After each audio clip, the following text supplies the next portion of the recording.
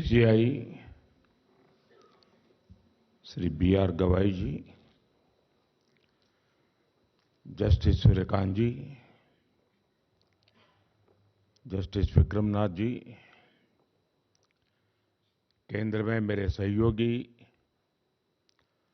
Arjun Ram Meghwal ji, Supreme Court के अन्य माननीय न्यायाधीशगण, हाई कोर्ट के मुख्य न्यायाधीशगण, देवी और सज्जनों, इस महत्वपूर्ण अवसर पर आप सभी के बीच उपस्थित होना बहुत विशेष है। लीगल एंड डिलीवरी मैकेनिज्म की मजबूती और लीगल सर्विसेज डे से जुड़ा ये कार्यक्रम हमारी न्यायिक व्यवस्था को नई मजबूती देगा। मैं 20वीं नेशनल कॉन्फ्रेंस की आप सभी को शुभकामनाएं देता हूं। मुझे बताया गया कि आज सुबह से आप लोग इसी काम में लगे हैं, तो मैं ज्यादा समय नहीं लूंगा आपका।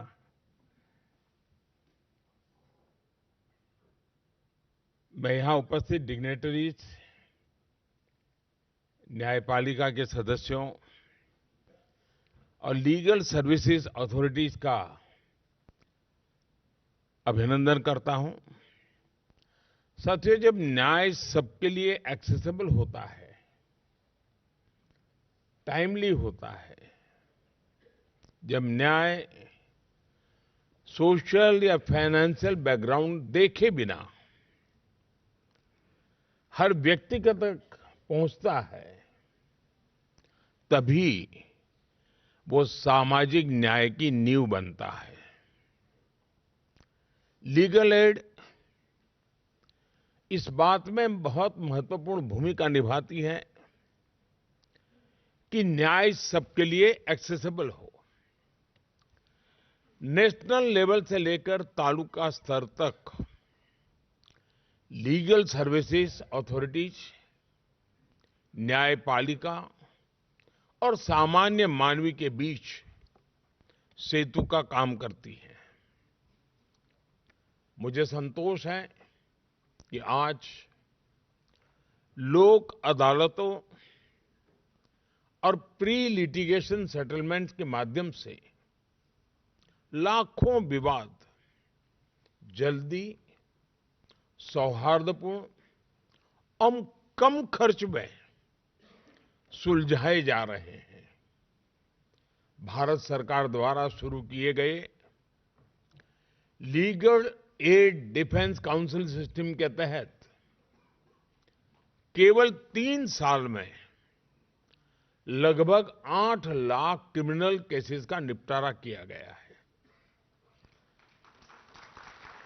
सरकार के इन प्रयासों ने देश के गरीब, दलित, पीड़ित, शोषित, वंचित को ईज ऑफ जस्टिस सुनिश्चित किया है।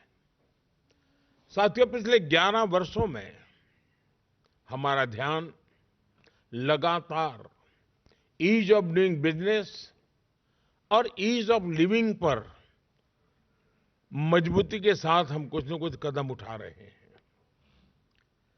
बिजनेस के लिए 40,000 से अधिक अननेसेसरी कंप्लायंसेस को हटाया गया है। जन विश्वास एक्ट के माध्यम से 3,400 से ज्यादा कानूनी धाराओं को डीक्रिमिनलाइज किया गया है। 1500 से अधिक अप्रासंगिक और पुराने कानून रद्द किए गए हैं। दशकों से चले आ रहे पुराने कानूनों को अब भारतीय न्याय संहिता से बदला गया है। और साथियों, जैसा मैंने पहले भी कहा है, ईज ऑफ डूइंग बिजनेस और ईज ऑफ लिविंग तभी संभव है जब ईज ऑफ जस्टिस भी सुनिश्चित हो। पिछले कुछ वर्षों में ईज ऑफ जस्टिस को बढ़ाने के लिए भी कई कदम उठाए गए हैं और आगे हम इस दिशा में और तेजी से जाएंगे। साथियों, इस साल नालसा यानी नेशनल लीगल सर्विस अथॉरिटी के 30 वर्ष पूरे हो रहे हैं। इन 3 दशकों में नालसा ने न्यायपालिका को देश के गरीब नागरिकों तक जोड़ने का बहुत महत्वपूर्ण प्रयास किया है। जो लोग लीगल सर्विसेज अथॉरिटीज के पास पहुंचते हैं, अक्सर उनके पास न रिसोर्सेज होते हैं, न रिप्रेजेंटेशन होता है और कभी तो उम्मीद भी नहीं होती। उन्हें उम्मीद और सहायता देना ही सर्विस शब्द का सच्चा अर्थ है और नालसा के नाम में भी ये मौजूद है। इसलिए मुझे पूरा विश्वास है कि इसका हर सदस्य प्रेजेंस और प्रोफेशनलिज्म के साथ अपना काम जारी रखेगा। साथियों, आज हम नालसा का community mediation training module launch कर रहे हैं। इससे हम भारतीय परंपरा की उस प्राचीन विद्या को पुनर्जीवित कर रहे हैं जिसमें संवाद और सहमति के माध्यम से विवादों का समाधान किया जाता था। ग्राम पंचायतों से लेकर गांव के बुजुर्गों तक मीडिएशन हमेशा से हमारी सभ्यता का हिस्सा रही है।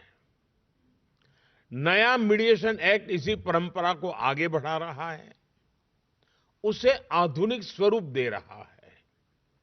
मुझे विश्वास है कि इस ट्रेनिंग मॉड्यूल के माध्यम से कम्युनिटी मीडिएशन के लिए ऐसे रिसोर्स तैयार होंगे जो विवादों को सुलझाने, हार्मनी बनाए रखने और मुकदमेबाजी को कम करने में मदद करेंगे।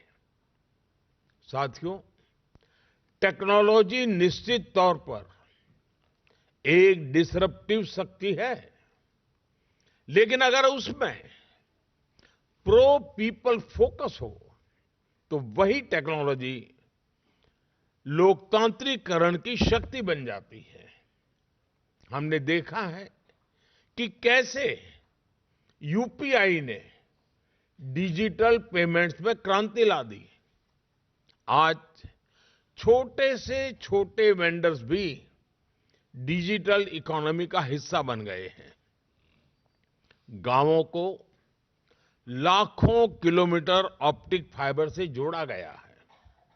अभी कुछ सप्ताह पहले ही ग्रामीण इलाकों में एक साथ लगभग 1 लाख मोबाइल टावर शुरू हुए हैं। यानी टेक्नोलॉजी आज इंक्लूजन और एम्पावरमेंट का माध्यम बन रही है। जस्टिस डिलीवरी में ई कोर्ट्स प्रोजेक्ट भी इसका एक शानदार उदाहरण है। ये दिखाता है कि कैसे टेक्नोलॉजी जुडिशियल प्रोसेस को आधुनिक और मानवीय बना सकता है। ई फाइलिंग से लेकर इलेक्ट्रॉनिक समन सर्विस तक, वर्चुअल हियरिंग से लेकर वीडियो कॉन्फ्रेंस तक, टेक्नोलॉजी ने सब कुछ आसान कर दिया है। इससे न्याय मिलने का रास्ता और आसान हुआ है। आप सभी परिचित हैं, इस प्रोजेक्ट के तीसरे चरण के बजट को बढ़ाकर 7,000 करोड़ रुपए से ज्यादा किया गया है। ये इस प्रोजेक्ट के प्रति सरकार के स्ट्रांग कमिटमेंट को दिखाता है। साथियों, हम सभी ये भी जानते हैं कि लीगल अवेयरनेस का क्या महत्व होता है। एक गरीब व्यक्ति तब तक न्याय नहीं पा सकता जब तक उसे अपने अधिकारों का ज्ञान न हो, वह कानून को न समझे और सिस्टम की कॉम्प्लेक्सिटी से डर महसूस करता रहे। इसलिए कमजोर वर्गों, महिलाओं और बुजुर्गों में लीगल अवेयरनेस को बढ़ाना ये हमारी प्राथमिकता है। आप सभी और हमारी अदालतें इस दिशा में निरंतर प्रयास करते रहे हैं। मैं समझता हूं हमारे युवा, खासकर लॉ स्टूडेंट्स, इसमें ट्रांसफॉर्मेटिव रोल निभा सकते हैं। अगर युवा लॉ स्टूडेंट्स को प्रोत्साहित किया जाए कि वे गरीबों और गांव में रहने वाले लोगों से जुड़े, उन्हें उनके कानूनी अधिकार और लीगल प्रोसेस समझाएं, तो इससे उन्हें समाज की पल्स को सीधे महसूस करने का अवसर मिलेगा। सेल्फ हेल्प ग्रुप्स, कोऑपरेटिव्स, पंचायती राज संस्थाओं और अन्य मजबूत ग्रासरूट नेटवर्क के साथ काम करने की हम लीगल नॉलेज को हर दरवाजे तक पहुंचा सकते हैं। साथियों, लीगल एड से जुड़ा एक और पहलू है जिसकी मैं अक्सर चर्चा करता हूं। न्याय की भाषा वही हो जो न्याय पाने वाले को समझ आए। इसका ध्यान जब कानून को ड्राफ्ट किया जाता है तब रखना बहुत जरूरी है। जब लोग कानून को अपनी भाषा में समझते हैं तो इससे बेटर कंप्लायंस होता है और मुकदमेबाजी कम होती है। इसके साथ ही ये भी आवश्यक है कि जजमेंट्स और लीगल डॉक्यूमेंट्स को स्थानीय भाषा में उपलब्ध कराया जाए। ये वाकई बहुत सराहनीय है कि सुप्रीम कोर्ट ने 80,000 से अधिक जजमेंट्स को 18 भारतीय भाषाओं में अनुवाद करने की पहल की है। मुझे पूरा विश्वास है यह प्रयास आगे हाई कोर्ट्स और जिला स्तर पर भी जारी रहेगा। साथियों, जब हम विकसित भारत की दिशा में आगे बढ़ रहे हैं तो लीगल प्रोफेशन, जुडिशियल सर्विसेज और इससे जुड़े सभी लोगों से भी मैं आग्रह करता हूं कि वे यह कल्पना करें कि जब हम स्वयं को एक विकसित राष्ट्र कहेंगे तो हमारा जस्टिस डिलीवरी सिस्टम कैसा होगा। उस दिशा में हमें मिलकर आगे बढ़ना है। मैं नालसा पूरी लीगल फ्रेटर्निटी और जस्टिस डिलीवरी से जुड़े सभी लोगों को बहुत बहुत बधाई देता हूं। मैं एक बार फिर आप सभी को इस आयोजन की शुभकामनाएं देता हूं और आप सबके बीच आने के लिए मुझे जो अवसर दिया उसके लिए भी मैं आप सबका बहुत बहुत आभारी हूं। धन्यवाद।